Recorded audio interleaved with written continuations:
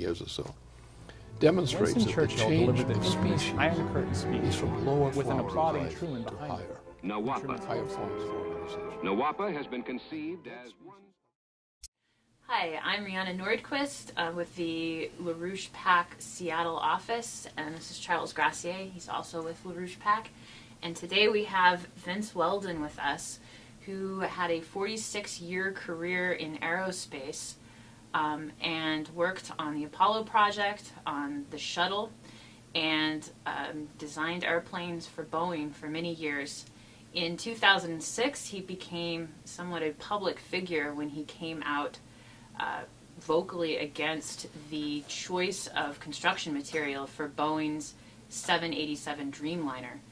And he originally became involved with our organization around his interest in our proposed project for NWAPA, the North American Water and Power Alliance, which we're putting forward as a solution to an incredible economic crisis. And of course, today, as we're speaking, we are in a very perilous moment, possibly on the verge of World War III, if we don't remove Barack Obama from office very soon. But we also have an incredibly bright future if we choose to take it, and Vince really has a sense of what that means. So I invited him here today to talk to us initially about his experience working on Apollo and what it was like to be in the midst of a national mobilization to do something that we had never done before, to actually launch a rocket into space, to land men on the moon, and to return them safely back to Earth less than 70 years after the airplane had first been invented, which is a fairly amazing thing to think about. Well, I really appreciate the opportunity to share some of my experiences and summarize some of the aspects that helped us in this massive effort to go to the moon, and that's what it truly took. And so some of the issues, the coordination and the techniques and all that were very successful. And I want to get into how come they were successful, and also point out lessons learned. Some of the things that happened in the process were less than optimum, and in some cases tragic. Mm-hmm. And we could learn from that. And the NWAPA project would be an even bigger project. Yeah. By probably a few factors. And the Apollo was actually a larger project than the space shuttle. Mm-hmm. And arguably the Apollo was also a more successful program in that the space shuttle did not meet its economic goals. However, it was tremendously successful in helping to build a space station, launch the Hubble, and other benefits. But unfortunately, the plan that was implemented on the space shuttle was not as well thought out as that happened with the Apollo. And so I'm going to start with the Apollo. And thinking back, I still remember it was in 1957. I'm walking into a classroom in Aeronautics 101. One of the beginning courses. I was just a sophomore at the University of Michigan at that time. And came the word among the group that from one of the professors, the Russians had put a satellite into orbit. And we were shocked to hear that. And by the way, I had in my class in those years 2 gentlemen. One was Jim McDivitt, and the other one was Ed White.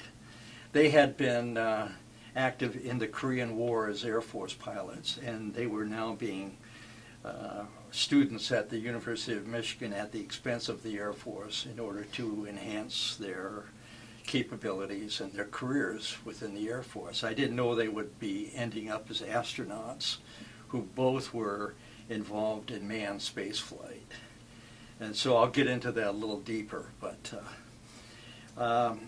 And little did I know that I would be involved in the space program as a sophomore. I just figured, well, I'm going to end up somewhere in aerospace, but I didn't know exactly where, and there it was in the space program eventually. So John Kennedy was a special gift to the space program. He was loaded with vision, and he was also an inspirational character. He had a presence about him, and when he announced that we had chosen to go to the moon, he did it with great vigor and determination, and by that time he had already had quite a bit of experience with NASA, who were established in 1958. Shortly before he was elected president, 2 years before. NASA was built on the expertise of the NACA, National Aeronautics Committee. And these highly experienced researchers who had greatly assisted the winning of World War II through their efforts simply took their skills, most of them, to NASA. And NASA was sort of an emergency call to arms, seeing that the Russians had already put a satellite into orbit and we needed to get something up there ourselves because this was a real competition. We were into the Cold War, etc. And so right off, these experts from NACA were able to expedite the thinking of what needed to be done as part of NASA in terms of putting us in the world's view as the leaders. So in this whole program, they had such a good beginning plan that almost nothing went wrong. And when one thing really went terribly wrong, it was fixable within a year. And we still made our commitment that Kennedy had set that goal that we would, within within the 60s, by 1969, we would land on the moon, and we did. How did they do this? I mean, let me give you an example. Boeing committed to the 787. Go-ahead was in 2004, and now finally in 2011 we've made a delivery of the first 2 airplanes to Japan. And when you consider the preliminary design effort that went in before 2004 as part of the 787 program, well, it took them longer to get this airplane that's pretty much like, except for the materials that they use, pretty much like all the other ones that have been built, you know, all the way back to the 707, and much simpler. I'm not saying it's a simple thing, but it's a lot simpler than coming up with this Apollo thing when we had so little experience flying. We didn't know how to dock in orbit. We weren't even sure what type of landing technique to use, either direct approach versus lunar orbit rendezvous at the start of the program. All these unknowns were overcome, and we got there in 7 years. So the next chart shows, notice these are steps. Mm-hmm.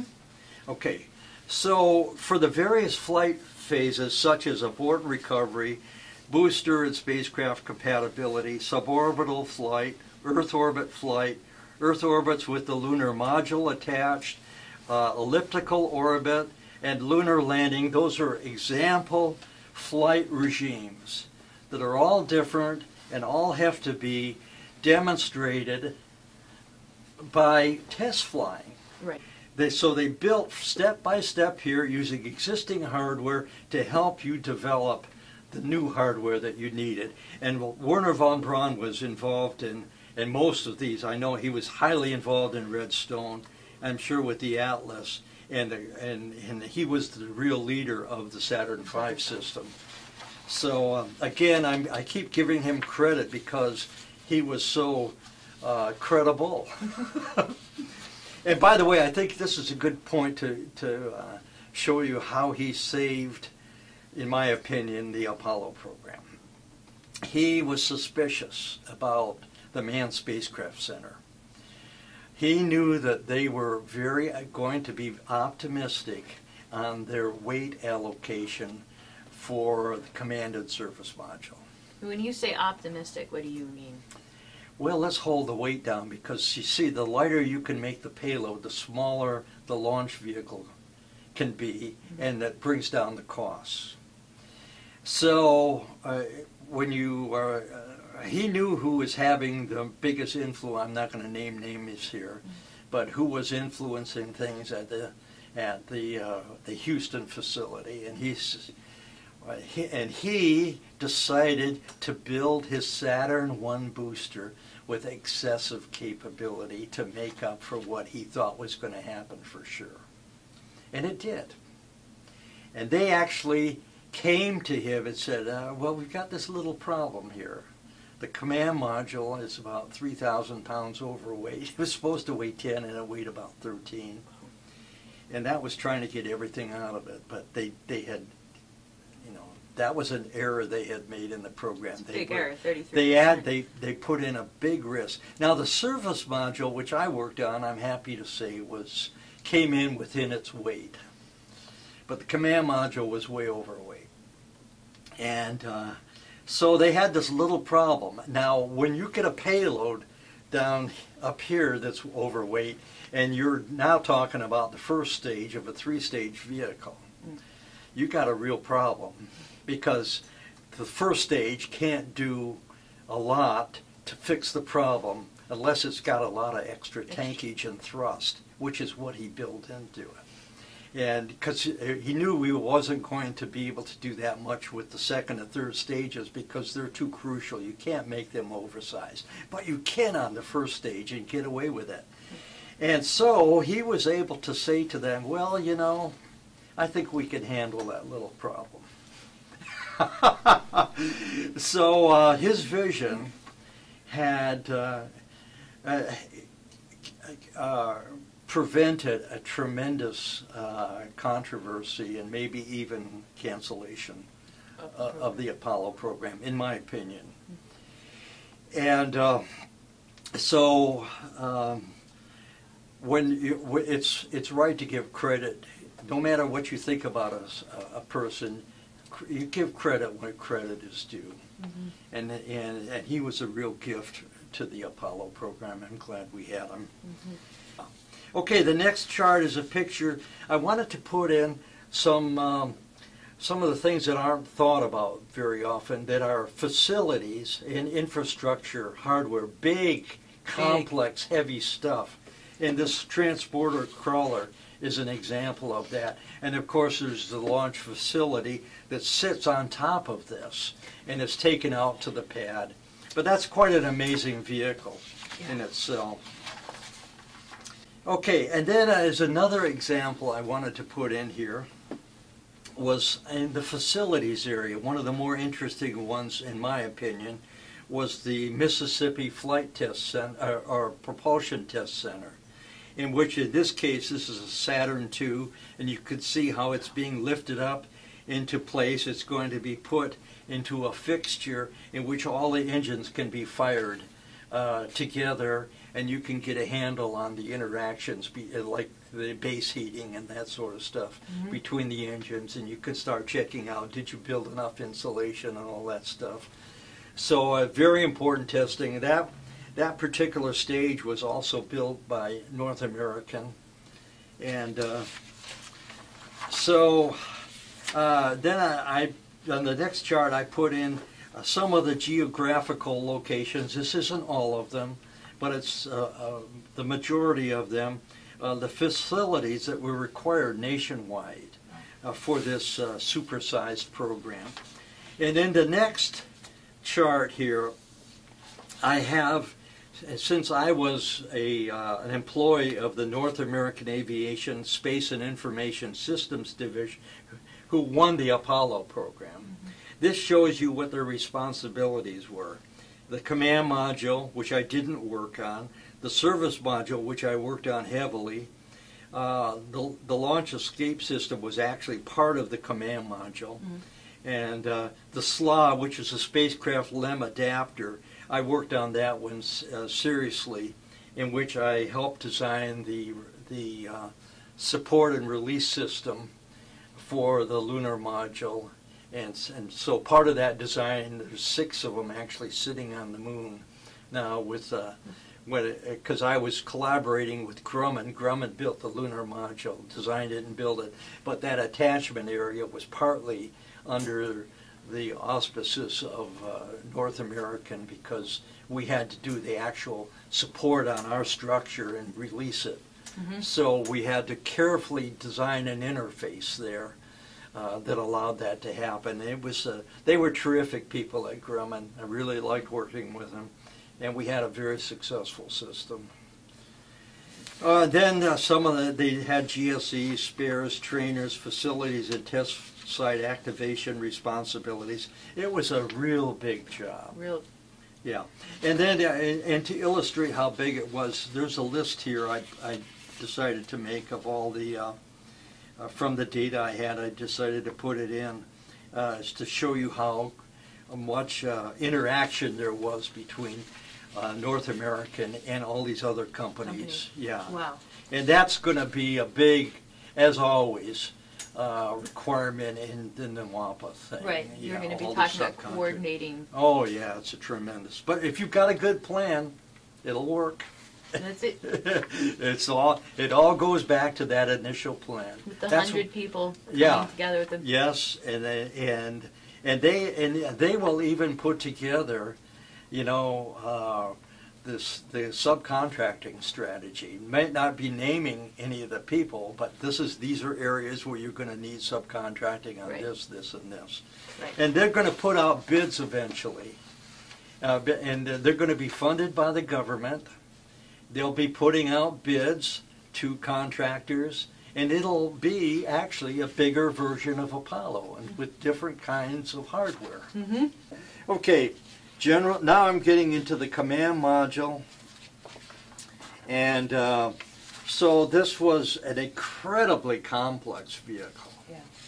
And it was including the docking system, all the propulsion that you had, the environmental control system, the flight control system, the couches, which were in fact shock absorbers in the case of a land landing, and all the different positions in the cramped space, and you know, just. So, do you have different teams of people, even at different companies, working on all the different components for this? Yeah, well, actually, there was one command module group. Okay. For design, but it was a very large group, and it had many different internal organizations within that group. But it was so tightly compacted here that you had to have it in the same organization. And this is another point that I need to point out. When we built this thing, everybody sat in a big bullpen. The worst thing you can, and now I'm going to criticize today's practices, these stupid stalls. I don't know what you're referring to, so you'll have to explain. Everybody has their own cubicle. Cubicle, I see, yeah. What's that? The cubicle. Yeah, but the cartoon. Dilbert. Oh, Dilbert. Dilbert and the cube. I'm telling you, I have seen the effects of. I know what it's like to work in a bullpen, which is wonderful, by the way. And versus having my own little separate empire that I hide in, okay? And nobody talks to each other very much, okay? Well, in a bullpen, everybody knows what's happening everywhere. And people talk to, the communication is so superior. And see, the problem is, I'm going to bring out a little bit of a tangent here. You know, what my experience is noticing that today, what most people want to be is, they want to be, instead of wanting to do something great, They want to be someone great. That's it. I don't want to do something great that much. I want to be something. I want to be seen as a great person. It's in my era, when I was doing this stuff, everybody wanted to do something great, not be someone great. Oh, I'm sure there was a touch of that. I'm talking about my own experience. When I was designing a piece of aerospace hardware, I wanted it to be great. I didn't want it to be half you know what. Okay? And the coordination that it takes, some of it's even accidental. When you're in a bullpen, and even the bosses are sitting out in the middle of the group. You know, when I was on the 727 airplane designing the wing, you know whose desk was right in front of me? I could reach over and tap him on the head. I could bang him in the head with my drafting machine. The director of the wing design, the top guy in the wing, was sitting right there with his secretary. And we were all there. He could hear my conversations. I could hear his conversations. And then he had supervisors and lead engineers all over the place. And I was, at that time, I was right out of school, so I was a flunky engineer, you know. I mean, I was just almost a junior engineer, but I was actually designing parts that had to work on the wing flap system in order for the plane to fly properly. and by the way, now and then he'd come over just because I was near, and he'd come and look at my design and ask me about it, and you know, he seemed to like it. I think it helped accelerate me up to the program. I know when I left 2 years later, they were very sorry to see me go, but I was going to work on the Apollo. So anyway, I just cannot emphasize enough how the current era, this era of entitlement, I'm entitled to this and that, how inferior it is to what we had during what I call the World War II era. Because the guys I was working with were all the people who had won World War II. And they knew how to get out real hardware fast because they didn't accept risk. They made it doable. You know, and the stuff, look at the airplanes that they built, the P-51 Mustang. I knew the designers of the Mustang. I worked with them at North American. Well, it's one of the most elegant, effective airplanes that's ever been designed. You could spend 20 years designing that thing and not do it any better than they actually did it. So those are the kind of people I learned from. And they had integrity because they wanted to do good work. They didn't seem that interested to become managers. In fact, most of them said, I don't want to become a manager because I love design too much. You know, I felt the same way. I eventually became a manager because I was asked to.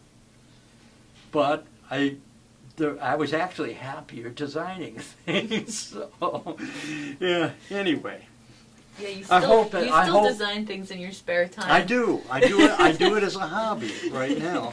But anyway, I hope these are the kinds of. Maybe it sounds like I'm going into too much detail, but I cannot emphasize too much how important these issues I'm raising to you here in this opportunity, how important they really are. Well, because you just went through a lot of the work that was done around Apollo, which was a different era. Maybe you can call it a Promethean era. You know, creativity was allowed to flourish. And I think that comes through in a lot of what you discussed, whether you went into details of specific aspects of the Apollo work, or whether you went into some of the organizational aspects. I thought that part was very clear, that element of it. But what I would like to know from you, since you've lived through this change in paradigm, is what's actually happened to the culture of how we've approached this kind of scientific work, and specifically how it's actually degraded in time. I mean, today we talked about in this national policy discussion we had earlier, this oligarchy principle. And I would imagine that that would also shine through since we've gone away from this paradigm of science-driven economic development towards monetarism. So I wanted to know what you had to say about these things. Well, I'm glad you asked that, because I have a lot to say about that. Well, what do we have today? We have designs by committees where nobody, if something goes wrong, nobody can be singled out for failure. Because, you see, we have a team. This is a team player here. Really, someone's running the show. But the other people are agreeing because, and usually agree without argument, because they want to get ahead in this world and they don't want to be seen as non-team players.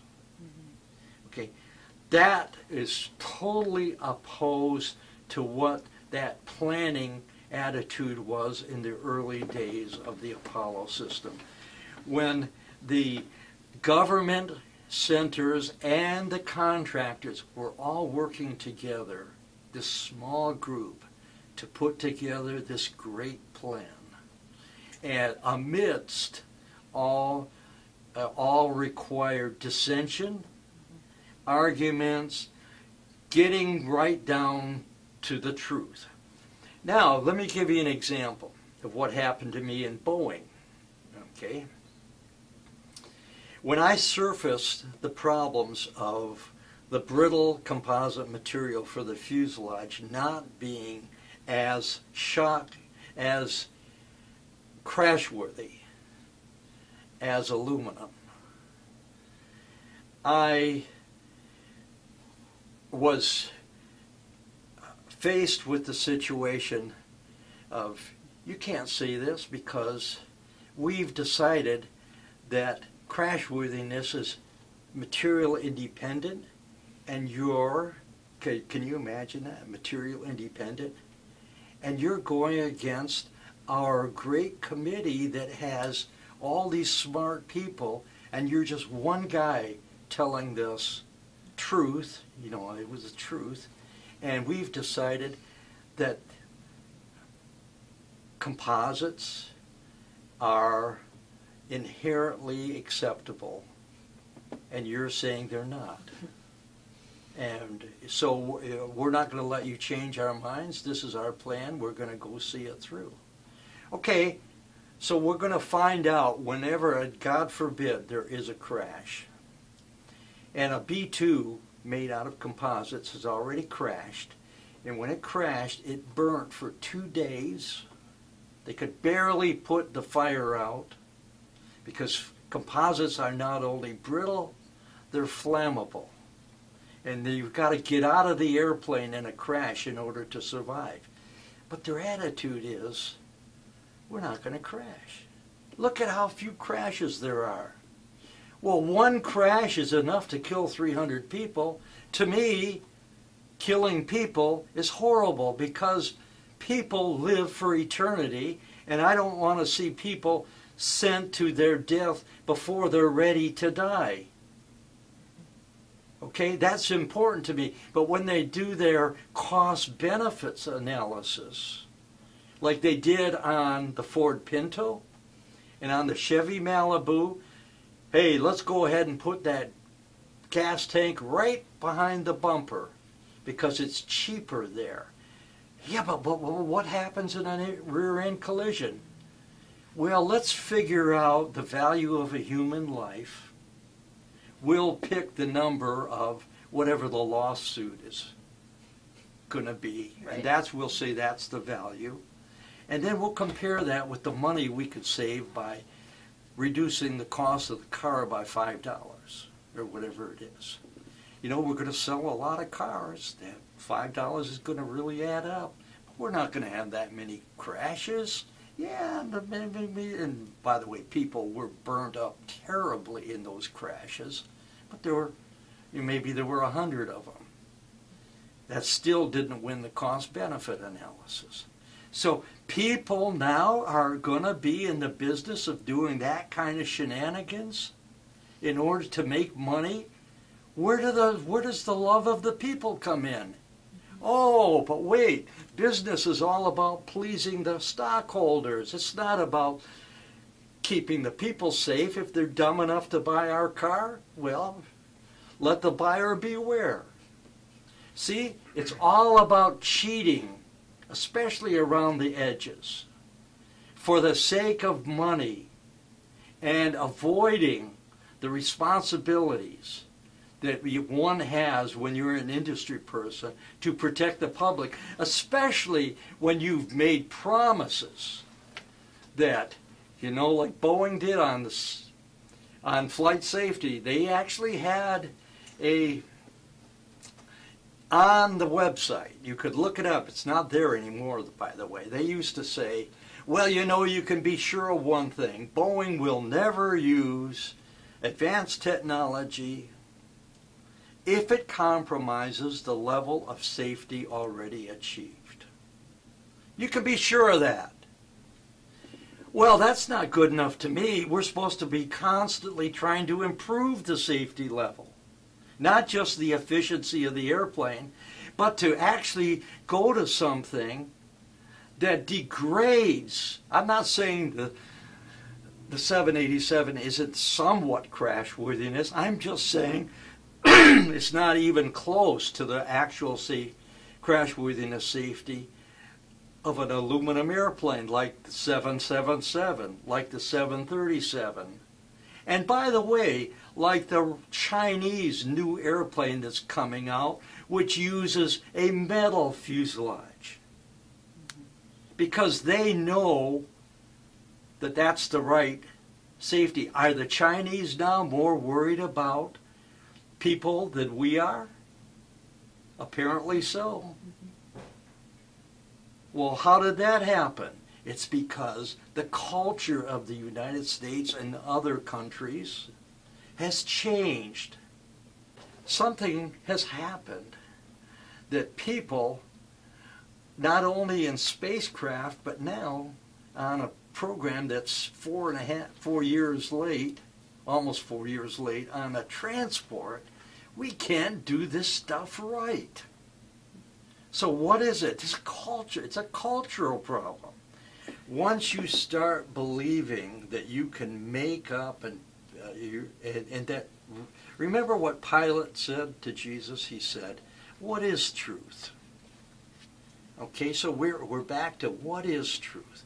Well, a lot of people now in today's culture believe truth is what is perceived, not as what you used to think was actually the truth. They don't want solid truths. They want flexibility. So that every time we get a new president, we got a new set of morals, etc., etc., etc. And the Constitution is very much disregarded. And everybody's out for number one, and greed reigns. Well, I hope we can escape from this country can escape from all this malfeasance. And I'm just doing my best to fight against it. I'm 74 years old. It's time for me to step up and try and help save our country. So I'm going to finish on that point.